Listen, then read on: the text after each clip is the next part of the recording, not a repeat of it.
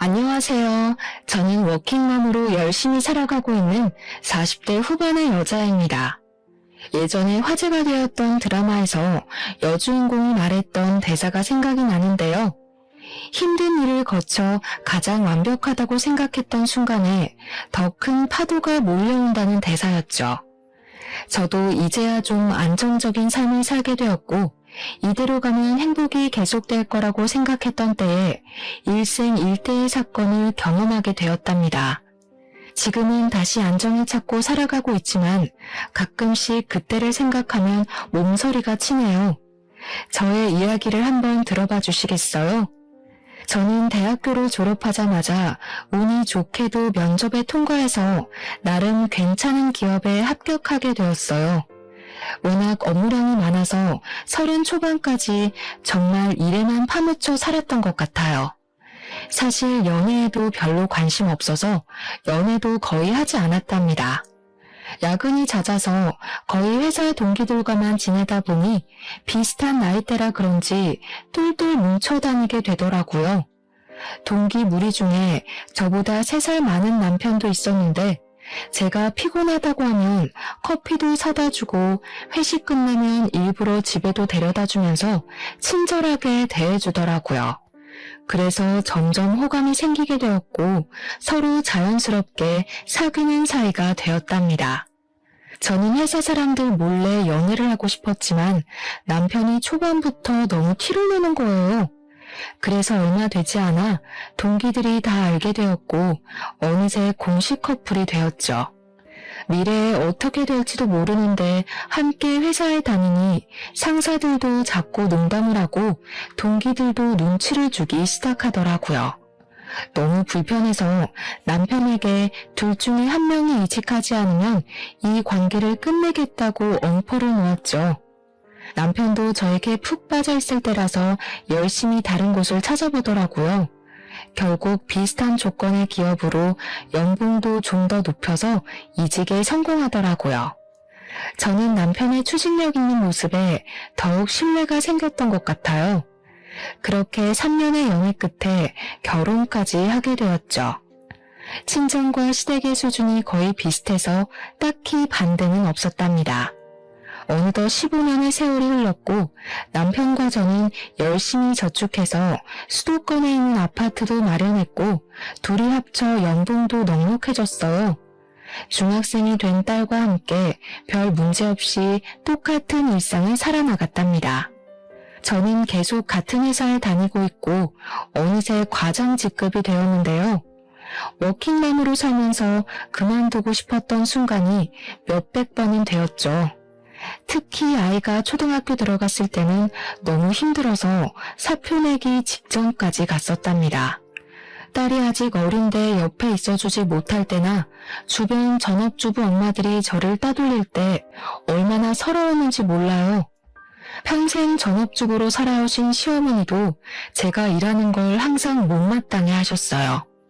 처음에 결혼한다고 인사드리러 갔던 날부터 제 인상이 너무 세서 남편 기를 죽일 것 같다느니 여자가 뭔 일을 그렇게 남자처럼 많이 하느냐느니 하면서 탐탁지 않아 하셨죠. 제가 너무 바빠서 발을 동동거릴 때 항상 저를 도와주신 건 친정 어머니였답니다. 힘들 때마다 울면서 일을 관둬야겠다고 말하면 자기가 최대한 도와주겠다면서 절대로 그만두지 말라고 여자도 자기 일을 갖고 있어야 한다고 용기를 주셨죠. 시댁은 우리 아파트와 가까운 거리에 있는 빌라에 살고 계셔서 정말 급할 때 아이를 부탁드렸던 적도 있었는데 항상 매몰차게 거절하셨답니다. 제가 전화를 할 때마다 멀리 나와 있다면서 단 한 번도 아이를 봐주시지 않았죠. 그래서 항상 시모에게 서운한 마음을 갖고 있었지만 겉으로 내색은 잘하지 않았어요. 왜냐하면 명절이나 제사 때에도 늦게 가는 날이 많고 시댁에도 자주 찾아가지 못해서 죄송한 마음이 있었거든요. 시모는 제가 늦게 가면 눈을 흘기시며 일가는 티 좀 내지 말라고 이 동네에서 네가 제일 바쁜 여편네 같다고 항상 핀잔을 주셨어요. 남편에게는 2살 위인 형이 있는데요. 제 손이 동서인 형님은 남편과 동갑이고 우리 딸과 같은 나이의 아들이 한 명 있답니다. 형님도 항상 전업주부로 살아왔는데 굉장히 여성스러운 스타일이에요. 머리도 아가씨처럼 긴 웨이브를 하고 옷도 꽃무늬 원피스 같은 걸 좋아하는지 그런 것만 입고 있는 것 같더라고요. 사실 아주버님이 중소기업에 다니시는데 세 식구 살기에는 연봉이 좀 부족할 것 같은데요. 형님은 저만 보면 생활비가 모자란다고 아들이 학원비가 없어서 다니질 못한다고 그런 소리를 항상 하시더라고요. 솔직히 저 같으면 아르바이트라도 할 것 같은데 자기는 현모양처라서 집에서 살림하는 게 제일 좋다면서 일은 못할 것 같다고 하는 게 아니겠어요. 그럼 돈이 부족하단 말은 안 해야 되는데 항상 앓는 소리를 하니까 듣기가 좀 거북하더라고요. 저는 성격이 좀 사무적이라 그럴까요? 딱딱한 편이라 시모에게 살갑게 구는 걸 잘 못하는데 형님은 시모에게 아주 애교 있게 대하고 부를 때도 엄마라고 불렀답니다. 둘 사이가 어찌나 좋은지 모르는 사람들이 보면 모녀 사이로 알 정도였죠. 둘 다 전업주부로만 살아서 그런지 통하는 게 많아서 저는 대화할 껴도 없는 사람 취급 당할 때가 많았죠. 형님은 요리에 대한 자부심도 엄청나서 명절에도 시모와 장 다 봐서 음식도 거의 다 하곤 했어요. 항상 미안한 마음이 있어서 제가 장 보는 비용을 다 대고 따로 돈봉투도 챙겨드리기도 했죠. 형님은 저보다 자주 시댁에 찾아가는 것 같았는데 장아찌며 밑반찬을 다 해다 주는 것 같더라고요. 예전에 주말에 갑자기 전화가 와서는 우리 아파트 근처라면서 밑반찬 주러 왔다고 한 적이 있어서 좀 놀란 적이 있어요. 그때 형님이 집에 한번 와보고 아파트 평수가 넓어서 충격을 좀 받았던 모양이더라고요. 형님이 신혼 때부터 오래된 빌라에 살고 있어서 새로 분양받은 아파트를 보여주기가 좀 불편했거든요. 그 후로도 몇 번을 반찬했다면서 집에 가도 되겠냐고 하길래 사실 반찬을 잘 먹지 않아서 버리게 된다고 앞으로는 갖다 주지 않아도 된다니까 한동안 엄청 차갑게 대하더라고요. 어김없이 추석 명절이 돌아왔고 남편과 딸은 먼저 시댁에 가 있었지만 저는 회사에 갑자기 일이 터져서 해결하고 가느라 저녁에야 갈 수 있었답니다. 문을 빼꼼히 열고 들어가니 형님이 꽃무늬 앞치마를 곱게 하고 저녁 식사를 차리고 계시더라고요. 시모는 저를 보고는 혀를 끌끌 차더라고요. 저는 민망해서 얼른 외투를 벗고 주방으로 들어갔죠. 이번 명절에도 어김없이 회사에 급한 일이 생겼니? 너네 회사는 명절 때만 되면 일부러 그러냐 아니면 네가 일부러 그러는 거냐? 죄송해요. 공교롭게 명절 때랑 결제하는 시기가 비슷해서 일이 많네요. 제가 이거 할까요? 됐다. 누구 말 맞다나 다 된 밥상에 숟가락만 얹으려고? 난 너처럼 염치가 없는 애는 살다 처음 본다. 너는 이런 형님이 있는 걸 하늘이 도왔다고 생각해야 돼. 어느 누가 아무 소리 안 하고 네 몫까지 다 해주냐? 엄마, 그만하세요. 동서도 힘들게 일하고 왔는데요. 명절에 큰 소리 내면 안 좋잖아요. 제가 밥 풀 테니까 거실에 가 계셔요.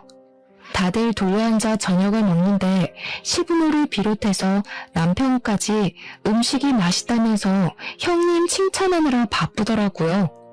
저는 꽂아놓은 보리자루처럼 앉아서 밥을 먹었죠. 갈비죽 먹으려고 하면 시모가 어찌나 째려보는지 저는 눈치가 보여서 앞에 놓인 밑반찬만 집어 먹었어요. 그랬더니 형님이 제 밥그릇에 갈비를 놔주면서 사람 좋게 웃는데 뭐라고 할 말이 없더라고요.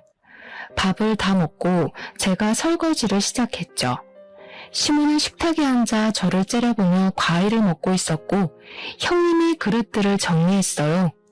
설거지할 거 많은데 내가 할게. 동서는 일하고 와서 힘들 텐데 좀 앉아있어. 무슨 소리를 하니? 당연히 설거지라도 해야지 뭘 한 게 있다고. 너는 명절 내내 밥 차리고 설거지해라. 친정 갈 국리는 접어두고. 어머니, 그래도 친정은 가야죠. 이런 말씀까진 안 드리려고 했지만 제가 못하는 만큼 금전적으로 채워드리려고 노력하잖아요. 그리고 음식하기 힘드시면 요즘엔 사다 먹어도 맛있어요. 송편도 전도 사 먹는 게 더 돈도 절약되고요. 아이고, 아주 돈 좀 번다고 유난 떨기는. 네가 그딴 말을 쉽게 내뱉는 걸 보니 평소에 우리 아들한테 어떻게 해먹이는지 환히 보인다. 너 반찬이며 뭐며 깡그리 사다 먹지? 요즘 젊은 사람들은 사다 먹는 사람 많아요. 물론 음식하면 그만큼 사랑과 정성이 들어가겠지만 바쁘면 사다가 먹어도 되죠. 넌 큰애 좀 보고 배워야 돼. 세상에 이번에 마늘장아찌는 또 얼마나 맛있게 담가다 줬는지. 여자가 이렇게 살림을 꾸리고 남편하고 애들 잘 먹이고 이런 데 신경을 써야지. 널 보면 내가 억장이 무너져. 우리 아들 불쌍해서. 저는 속이 부글부글 끓었지만 신호의 말에 대답하지 않고 묵묵히 설거지만 했답니다. 그때 갑자기 형님이 제 팔 위로 뜨거운 물을 확 붓는 게 아니겠어요? 저는 너무 놀라 악 소리를 질렀죠. 순간이었지만 형님이 저를 무표정으로 노려보는데 소름이 끼치더라고요. 그러고는 바로 호들갑을 떨며 제 팔에 찬물을 마구 부어주더라고요. 어머 미안해. 급하게 버리다 보니까 잘못 봤네. 화상 입은 거 아니야? 어떡해. 저는 괜찮다고 하고 계속 찬물에 팔을 대고 있었는데 빨갛게 부어오른 걸 보니 꽤 심한 것 같았어요. 남편에게 화상연고 좀 사오라고 말했더니 시모가 혀를 끌끌 차더라고요. 질질치 못해서 그새 또 사고를 치고 남편을 부려먹어? 내가 너만 보면 혈압이 올라. 그런데도 회사는 안 잘리는 거 보면 신기해. 동서가 좀 덤벙거리는 편인 것 같긴 해요. 민지도 보니까 너무 산만하더라. 엄마를 좀 닮은 것 같아.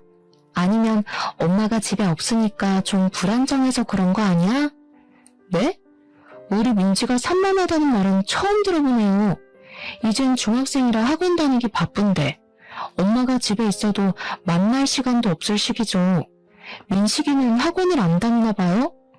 우리 민식이는 그딴 데 안 다녀도 성적이 좋아. 학교 끝나고 엄마가 해주는 간식 먹고 집에서 숙제하고 그러는 게 최고지. 애들한테는 엄마가 옆에 있어야 되는 거야. 동서는 집에 있어 본 적이 없어서 잘 모르겠지만 어느 순간 확 비교될걸? 형님은 전업이라는 자부심이 대단한 건지 제가 못마땅한 건지 대화해보면 은근히 저를 깎아내릴 때가 많아서 기분이 좋지 않았어요. 저는 소파에서 핸드폰 게임을 하고 있는 민식이를 바라봤죠. 성적을 대충 아는데 우리 딸이 공부를 훨씬 잘하고 더 똑부러지거든요. 초등학교 고학년 때부터 차이가 나더니 중학생 되니 성적이 확 벌어지더라고요. 형님도 잘 알고 있으면서 저와 우리 딸을 은근히 깔아뭉개니 우습기도 하고 기분이 나빴죠. 저는 다음날 오후까지 억지로 시댁에 있다가 바로 친정으로 가버렸답니다. 제가 갈 채비를 하자 시모가 자기 말을 무시한다면서 네 형님 좀 보고 배우라면서 난리를 치더라고요.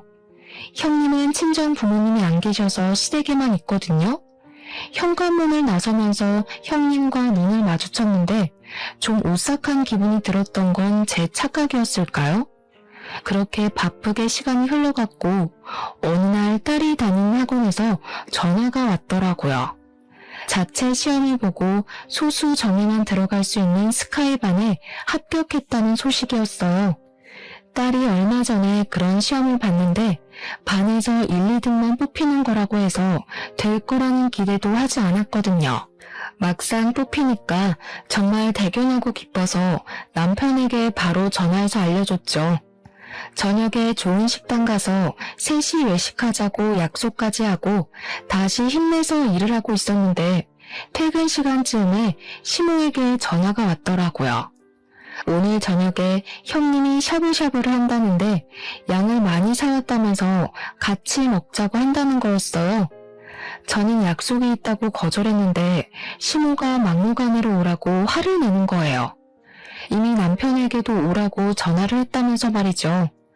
결국 울상이 된 딸을 달래가며 시댁으로 향했답니다.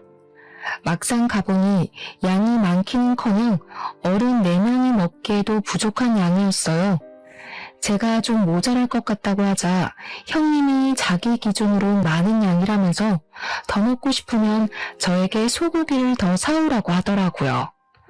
혼자 동네 정육점으로 터덜터덜 걸어가면서 왠지 또 당했다는 기분이 들었죠. 결제를 하고 보니 우리끼리 비싼 스테이크를 먹으면 나올 돈과 거의 비슷하더라고요. 저는 허탈한 마음으로 시댁에 돌아왔어요. 이미 형님이 준비한 고기는 다 먹었고 모두들 채소를 익혀 먹고 있더라고요. 근데 뭐 좋은 소식 없어? 축하해야 될 일이라든가. 저는 영문을 모르겠다는 듯이 형님을 바라봤어요. 형님의 눈이 쌀쌀맞게 변하더라고요.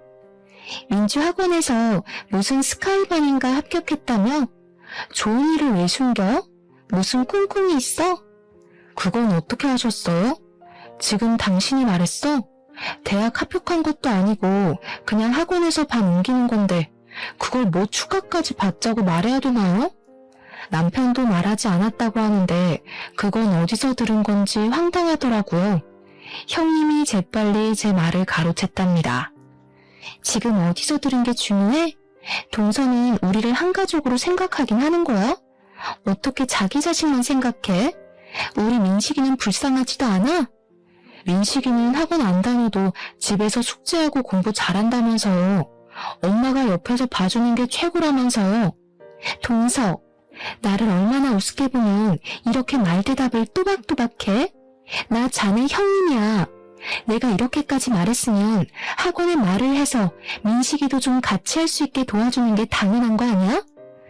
야, 너는 뭐가 잘났다고 손이 동서를 무시해? 민식이는 우리 집 장손이야. 장손이 잘 되게 도와주는 게 당연한 거지.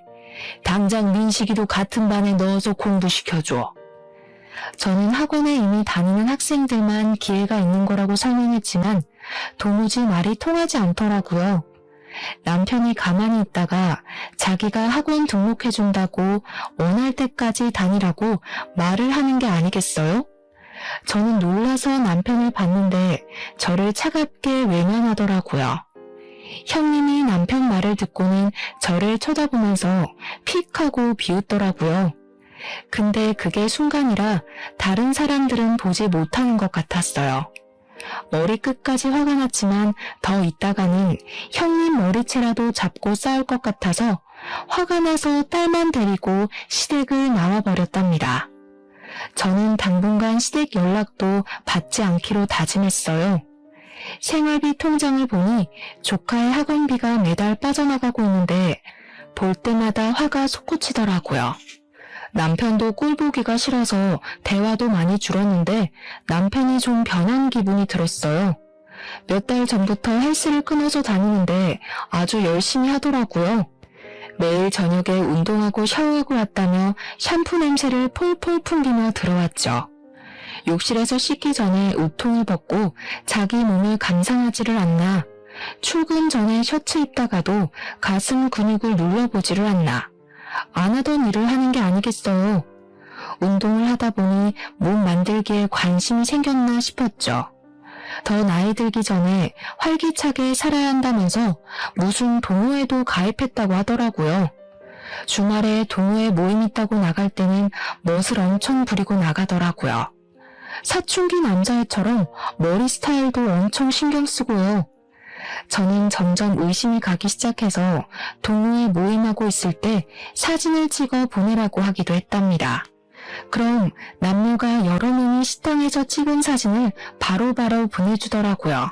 동호회를 나가는 건 맞는 것 같고 의심은 계속 가는 애매한 상황이 이어졌죠. 하루는 남편의 반응을 보기 위해서 남편 퇴근 시간에 맞춰 본관 정문과 주차장 입구 사이에서 기다리고 있었어요. 퇴근 시간 30분이 지났는데도 나오질 않아서 전화를 해볼까 하는 찰나에 그 앞에서 형님을 마주쳤답니다. 제가 형님을 부르자 소스라치게 놀라더라고요. 어두워서 잘 보이진 않았는데 형님의 화장이 좀 진해서 다른 사람처럼 보이더라고요. 여긴 무슨 일이냐고 묻자 근처에서 친구를 만나기로 했다는 거예요. 제가 이 건물이 남편 회사라고 하자 자기는 몰랐다면서 급해서 먼저 간다고 빠른 걸음으로 가버렸답니다. 저는 고개를 갸우뚱하면서 남편에게 전화하자 근처에서 고객을 좀 만나고 있었다면서 형님이 간 길 쪽에서 황급히 달려오더라고요. 갑자기 회사에 왜 찾아와? 너 만났냐? 별일 다 보니 진짜. 왜 이렇게 놀라? 예전에도 시간 맞으면 내가 여기 와서 기다렸다 같이 가고 그랬잖아. 그나저나 형님 못 봤어? 아까 그쪽으로 갔는데. 형수는 무슨? 이 시간에 집에 있겠지 여기 왜 있냐? 너처럼 맨날 밖으로 나가도는 애랑 같아? 완전히 1등 현모양처인데 우리 형은 무슨 복인지 몰라. 말 다 했어? 요즘 들어 이상하게 형님이랑 나를 비교한다. 아주버님은 오히려 나처럼 돈 잘 벌어오는 마누라 원할걸? 당신 혼자 벌면 이 정도로 살 수 있을 것 같아? 우리 엄마 말이 다 맞아. 너 진짜 그 돈으로 뭐든지 해결하려는 것 좀 고쳐. 내가 혼자 벌 테니까 그럼 네가 형수처럼 집에서 살림 좀 완벽하게 해봐. 나도 삼시세끼 따뜻한 집밥 좀 받아보자. 요즘에 남편이 형님과 저를 비교하는 말을 자주 하기 시작하더라고요. 시댁에 찾아간 지도 꽤 돼서 형님을 만난 적도 없을 텐데 왜 자꾸 말을 꺼내는지 수상한 기분이 들었죠. 남편이 잘 때 핸드폰을 뒤져보기도 했지만 다른 여자의 흔적은 전혀 발견할 수가 없었답니다. 남편은 가지도 않던 출장도 한 달에 한 번씩은 꼭 가기 시작했는데요. 저는 남편이 출장을 가면 서재를 한 번씩 싹 뒤져보려고 벼르고 있었어요. 그렇게 2일 동안 출장을 간다고 나가기가 무섭게 서재를 살펴봤는데 서랍장 구석에서 종이로 둘둘 싼 뭔가를 발견했답니다. 풀어보니 핸드폰이더라고요. 핸드폰을 켜보니 비밀번호가 걸려있어서 볼 수가 없더라고요. 저는 바로 포렌식을 많은 업체를 검색해서 핸드폰을 가지고 갔어요. 비밀번호를 잃어버려서 도저히 열 수 없다고 했고 몇 분 지나지 않아 많은 양의 사진과 메시지를 받아볼 수 있었어요. 역시나 남편은 외도를 하고 있는 듯 보였어요. 20대가 풋풋한 연애를 하듯이 한 여자와 무수히 많은 사진을 찍어놓았더군요. 회사 동료로 만나 20년이 안 되는 세월을 함께 겪으며 인생의 한 팀이 되어간다고 생각했었는데 그건 저만의 착각이었던 거죠. 남편에 대한 믿음이 산산조각이 난 순간이었답니다. 저는 딸이 들을까봐 몰래 가슴을 치며 소리 죽여 울었어요. 저는 남편을 용서할 수 없었기에 헤어지기로 결심했고 남편이 출장해서 돌아오기만을 기다렸죠. 남편이 아주 신나는 얼굴로 집에 들어오더라고요. 저는 소파 테이블 위에 남편의 핸드폰을 올려놓고 남편을 가만히 쳐다봤어요. 핸드폰을 발견하고 순식간에 얼굴이 굳어지더라고요. 그러더니 얼른 핸드폰을 휙 채가버리더군요. 그렇게 가져가봐야 이미 안에 있는 거 다 봤어. 너 바람 피우니? 너 나 없을 때 책상 다 뒤졌냐? 기어이 핸드폰까지 다 뒤지고? 너 이거 범죄야. 사생활 침해라고. 사생활 좋아하네. 다시 한번 물을게. 너 사진 속 그년이랑 바람 피우냐? 천박하게 바람이 뭐야? 남자가 잠깐 흔들릴 수도 있는 거지. 어떻게 평생을 한 여자만 보냐? 생각하는 거 하고는 이거 완전히 쓰레기였네? 너는 분리수거도 안 되고 그냥 쓰레기 봉투에 묶어버려야겠다. 당장 앞장서 너네 집으로 가. 저는 형님 부부에게도 시댁으로 오라고 전화를 해놓고 남편을 끌고 시댁으로 갔어요. 들어가자마자 남편이 바람 피운다고 나는 용서할 수 없으니 이혼할 거라고 말했죠. 남편이 이혼까지는 생각을 안 했는지 놀란 눈으로 저를 바라보더라고요. 이 야밤에 시댁에 쳐들어와서 경박하게 이혼 얘기나 해대고 남자가 한번 실수할 수도 있지. 보니까 남편 말도 제대로 안 들어본 모양인데 어른들 앞에서 뭐하는 짓이야? 역시 어머니가 그렇게 나오실 줄 알았어요. 아들이 잘못을 했으면 혼을 낼 줄 알아야지. 이 와중에도 아들 편을 드세요? 저는 다른 여자랑 그런 사진 찍어대는 남자랑은 더는 못 사니까 그렇게 아세요. 어머, 이게 무슨 일이야? 사진은 무슨 얘기야? 하긴 바람 피우는 상대랑 더는 못 살지. 어떡해.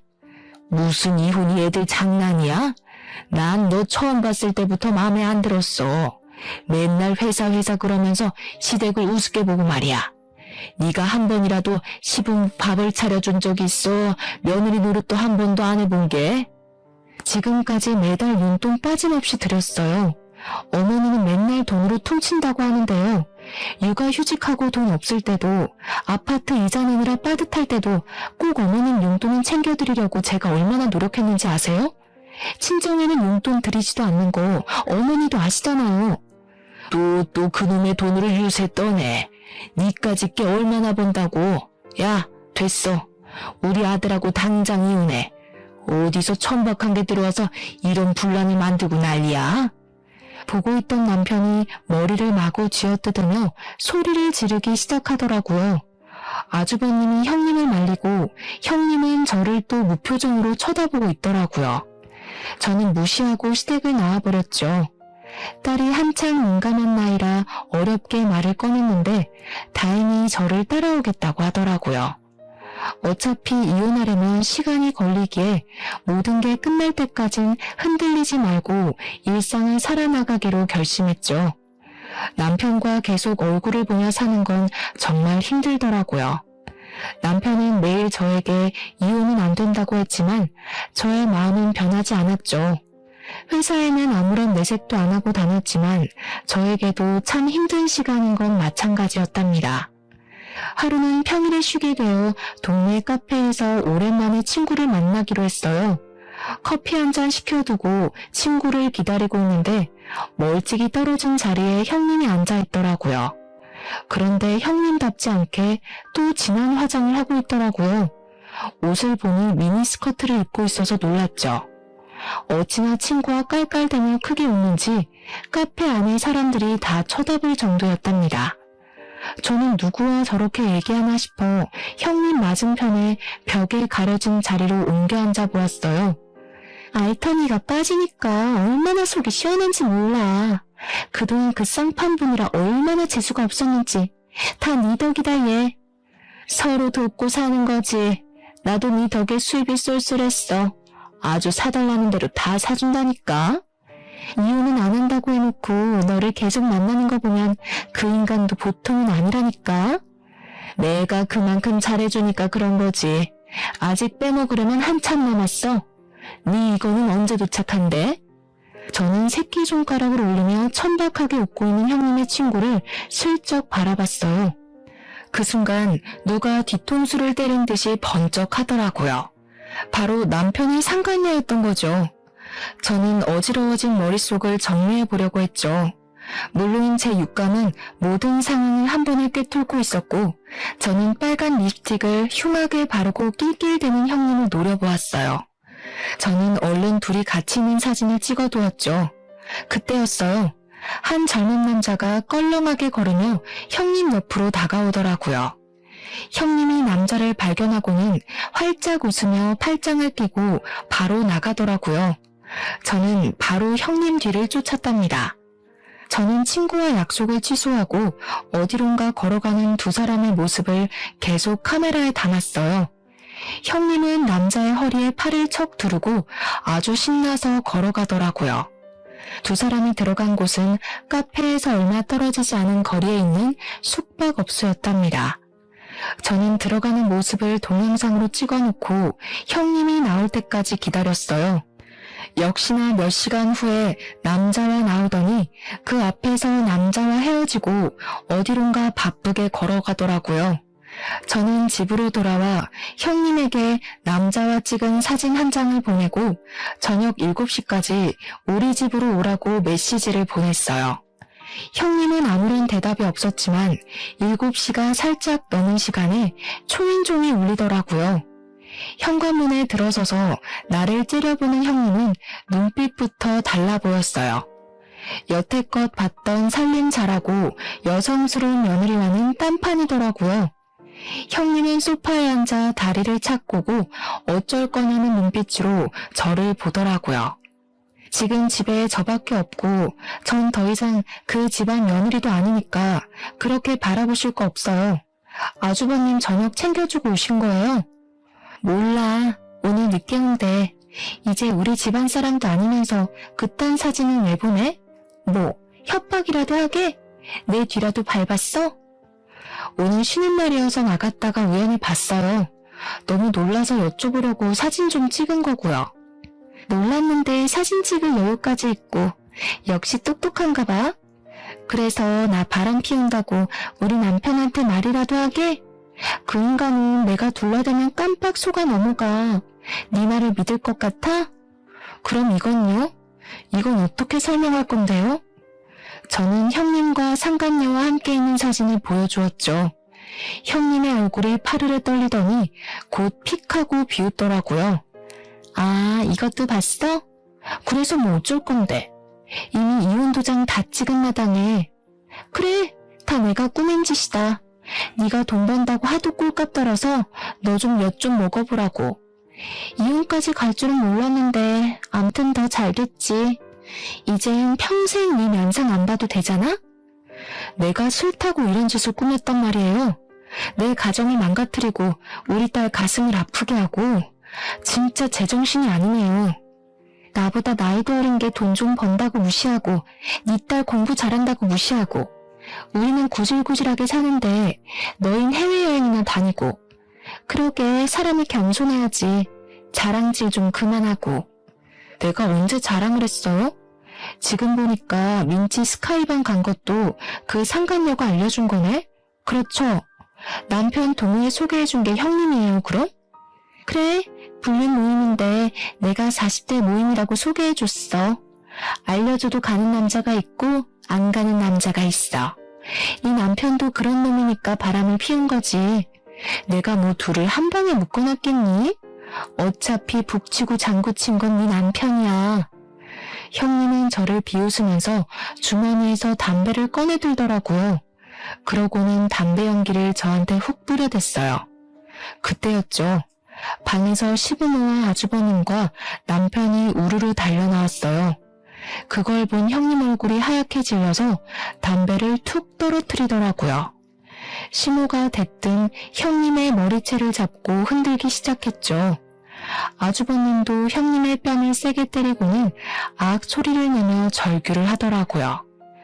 아주버님을 붙잡고 한탄하던 시모가 분이 안 풀렸는지 형님의 머리를 사정없이 때리더라고요. 형님은 소리도 못 내고 부들부들 떠면서 맞고만 있었죠. 감히 니까지 꽤 우리를 속여? 부모도 없는 거 불쌍해서 걷어줬더니만 아주 듣고 있으니 가관이네. 너 여태껏 몇 놈이랑 바람이 난 거야? 그것도 모르고 우리 불쌍한 큰아들 혼자 너 먹여 살리느라 그렇게 밤낮 없이 일하고. 인두껍을 쓰고 어떻게 이런 일을 벌일 수가 있어? 나 이혼시키려고 네가 작정하고 그년을 들이밀었단 말이야? 그것도 모르고 그 꽃뱀한테 여태껏 퍼준 게 얼마야. 네가 다시 다 돌려내. 네가 다 원상복구 해놓으라고. 남편이 형님 멱살을 잡고 거칠게 흔들다가 바닥에 철퍼덕 주저앉더라고요. 그러다가 제 다리를 잡고 애걸하기 시작했죠. 여보, 다 들었지? 저게 다 꾸민 일이라잖아. 솔직히 작정하고 들이대는데 안 당해낼 남자가 몇이나 되겠어? 내가 앞으로 죽은 듯이 당신 말만 들으면서 살 테니까 제발 이혼만은 하지 말자. 저 여자가 한 말 못 들었어? 그런 놈이니까 걸려들은 거라잖아. 틀린 말 없네. 내가 제대로 된 남자를 못 골라서 이런 사달이 났다는데 어쩌겠어. 내 결심은 변함없으니까 그렇게 알아. 저는 이미 저의 짐은 다 빼놓은 상태였기에 미련 없이 그 집을 나왔죠. 남편이 이혼에 동의하지 않아서 저는 소송 이혼으로 진행할 수밖에 없었답니다. 그리고 상간녀에게도 바로 상간녀 소송을 걸었고요. 변호사가 상간녀에 대해 알려주었는데요. 형님과 상간녀는 중학교 때부터 친했던 친구 사이라네요. 소위 말하는 문제아 시절을 함께 보냈고 동네에서도 사고를 많이 쳐서 아주 유명했다고 하더라고요. 우연치 않게 아주버님도 이혼 상담을 한다고 같은 변호사 사무실에 왔더라고요. 한 번 마주쳤는데 잠깐 이야기를 나눴죠. 따지고 보면 아주버님은 저보다 더 마음의 상처를 입은 피해자니까요. 형님은 현모양처가 꿈이었던 건지 과거를 숨기려고 그렇게 연기를 한 건지는 모르겠지만 아주버님이 일하는 동안 거의 매일 밖으로 나다녔고 바람도 숱하게 피웠다고 하더라고요. 형님이 우리 집과 비교하면서 돈 좀 많이 벌어오라고 그렇게 아주버님을 구박해서 밤에는 대리운전까지 다녀야 했었다네요. 너무 바쁘고 형님을 믿었기에 신경 쓰지도 않았었는데 이번 일로 시조카가 오면서 자기가 아는 건 다 이야기해 준 거라고 해요. 가만히 아주버님의 이야기를 듣고 있다가 전 남편 얘기를 꺼내려고 하기에 바쁜 일이 있다며 얼른 자리를 피해버렸답니다. 워낙 남편의 증거가 확실했고 남편도 반성을 해서 소송은 비교적 짧은 시간 안에 끝날 수가 있었네요. 아파트의 절반 가격을 받고 위자료도 받을 수 있었죠. 딸의 양육비도 매달 받는 것으로 판결이 났답니다. 저는 남편에게 받은 돈과 직장인 대출을 받아서 딸과 둘이 살 자그마한 아파트를 얻을 수 있었어요. 사실 이런 일에 휘말리고 이혼까지 하게 되면서 딸이 상처를 받을까봐 가장 걱정이 컸죠. 이제 자기도 컸다면서 엄마의 마음을 이해한다면서 오히려 저를 위로해주는 딸이 있어 좀 더 빨리 일상으로 돌아올 수 있었던 것 같아요. 그렇게 이혼한 지 반년의 시간이 지났고 저는 딸과 둘이 살아가는 삶에 익숙해지고 있었죠. 어느 날 퇴근하고 집에 돌아오니 낯익은 신발이 현관 앞에 있는 게 아니겠어요. 그리고 아주 커다란 짐가방이 놓여 있더라고요. 놀라서 들어가 보니 역시나 신우가 떡하니 앉아있더라고요. 그 옆에선 딸이 저의 반응을 보고 안절부절 못하고 있더라고요. 딸에겐 할머니니까 어쩔 수 없이 문을 열어주었겠죠. 저는 딸에게 괜찮다고 눈짓을 보내고 방에 들어가라고 했어요. 여긴 어떻게 알고 온 거예요? 아니, 어떻게 여기로 올 생각을 하세요? 어미야, 내가 다 잘못했다. 내가 그 불려우한테 홀려서 진짜 나를 생각하는 내 며느리를 잃은 게 너무 한이 된다. 내가 이렇게 사죄하마. 신우는 제 앞에서 무릎을 꿇더니 양손을 빌기 시작하더라고요. 저는 신우를 억지로 끌어서 일으켰죠. 왜 이래요 이제 와서. 얼른 나가요. 경찰 부르기 전에. 또 찾아오면 진짜 가만히 안 있을 거예요? 애미야, 제발 나 좀 용서해주렴. 내가 갈 데가 없어. 늙은 시어미가 길거리에서 자다가 죽었으면 좋겠니? 아니면 딱 한 달만 여기서 좀 지내게 해다오. 응? 이게 무슨 말 같지도 않은 소리예요?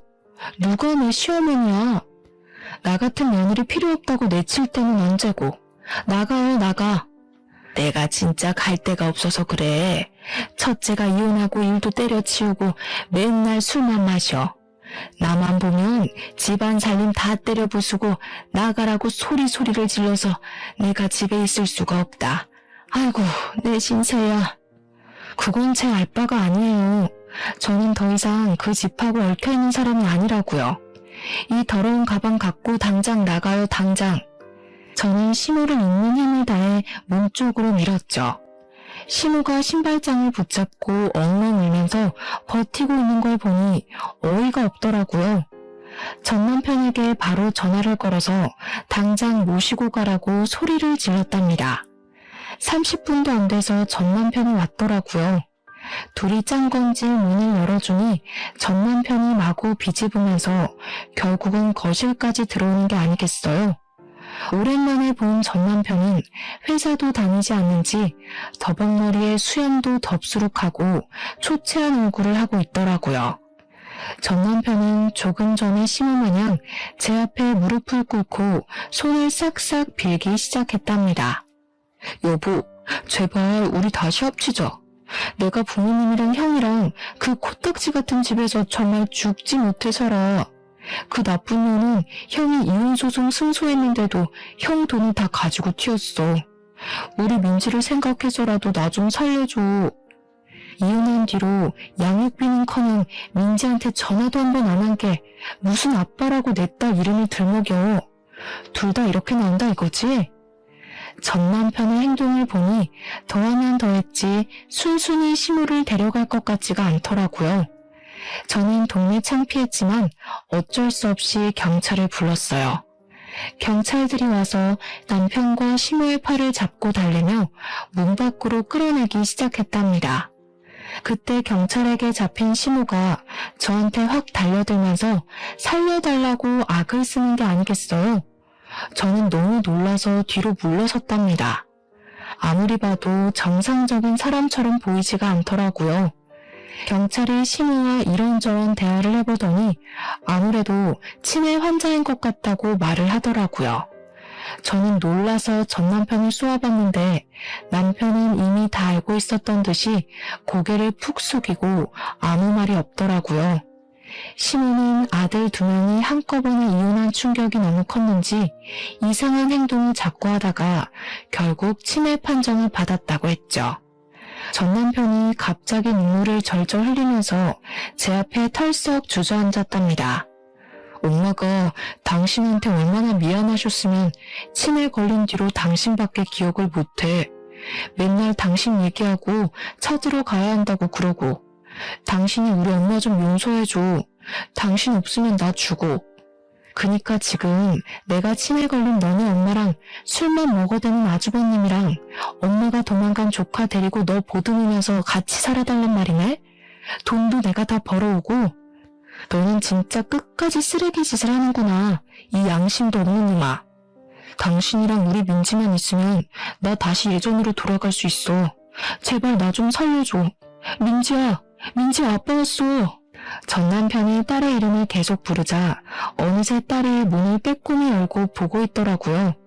저는 얼른 방으로 들어가라고 소리치고 현관문을 닫아버렸어요. 네가 뭘 잘했다고 민지 이름을 입에 올려. 얼마나 더 애한테 상처 주려고 그래. 다시는 너랑 길에서라도 마주치는 일 없을 거야. 또 찾아오기만 해봐. 가만 안 있을 거니까. 저는 경찰에게 2사람을 주거 침입죄로 신고하고 싶다고 당장 상황 좀 마무리해달라고 했어요. 경찰이 침입죄에 해당될 수 있다고 경고하자 전 남편은 무서웠는지 입을 꾹 다물더라고요. 그렇게 2사람이 경찰차를 타고 가는 걸 끝으로 다시는 전 남편을 만나지 않았답니다. 저는 양육비 문제 때문에 전 남편에게 집 주소를 알려준 게 잘못이었다는 걸 깨달았죠. 전 남편 행색을 보니 지금까지 받지 못했던 양육비를 기대하지도 말고 그저 딸과 함께 둘이 살아가는 게 나을 것 같더라고요. 정말 감사하게도 소란스러운 환경에서도 딸은 공부를 열심히 해줘서 중학교 3학년 때는 전교에서도 높은 등수를 차지했답니다. 이제 고등학교를 입학해야 하니까 학군지로 알려진 곳으로 이사하려고 차근차근 준비를 했었는데요. 운이 좋게도 이사가고 싶었던 아파트의 매물을 좋은 가격으로 얻게 되었어요. 더 작은 아파트로 오게 되었지만 남편이 주소를 알 수 없도록 행정 처리를 해놔서 시모도 더 이상 찾아오지 못할 테니 딸과 평화롭게 지낼 수 있는 지금 이 순간이 참 소중하게 느껴지네요. 가족이라고 생각했던 사람들에게 배신을 당하니 상처와 충격이 몇 배로 크게 다가오더라고요. 그동안 제가 헌신하고 배려했던 모든 것들이 무너져버리는 경험을 하니 좀 더 나를 소중하게 생각하고 나 자신을 위해 사는 시간을 많이 가져야겠다는 생각이 들었어요. 많은 역경이 있었지만 제 직장과 커리어를 계속 지켜낸 덕분에 딸과 제 자신의 더 나은 삶을 위해 빠른 선택을 할 수 있었던 것 같아요. 만약 금전적인 문제가 있었다면 헤어나오기가 더욱 힘들었을 거라는 생각이 든답니다. 딸이 대학을 갈 때까지는 긴장을 늦출 수 없겠지만 딸도 성인이 되고 더욱 여유가 생기면 지금 순간을 추억하며 웃을 수 있는 날이 올 거라 믿고 있죠. 저의 사연이 어려운 상황에서 선택을 해야 하는 다른 분들에게 힘이 될 수 있다면 정말 기쁠 것 같네요. 들어주셔서 감사합니다.